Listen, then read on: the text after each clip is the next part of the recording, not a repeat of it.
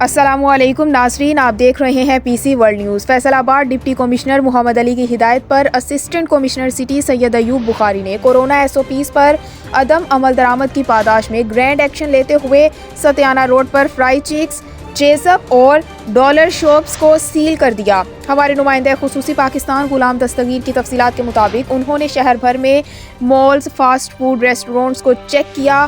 Face mask کے بغیر services فراہم کرنے، سماجی فاصلہ قائم نہ رکھنے پر ستیانہ روڈ پر چیزپ کو تاحکم ثانی مکمل سیل کرنے کے ساتھ فرائی چیکس اور ڈالر شاپ کے خلاف کارروائی کی۔ اسسٹنٹ کمشنر نے واضح کیا کہ کورونا SOPs کی خلاف ورزی پر بلا امتیاز کارروائیاں جاری ہیں اور حکومت پنجاب کے وضع کردہ SOPs کی خلاف ورزی قطعاً برداشت نہیں کی جائے گی۔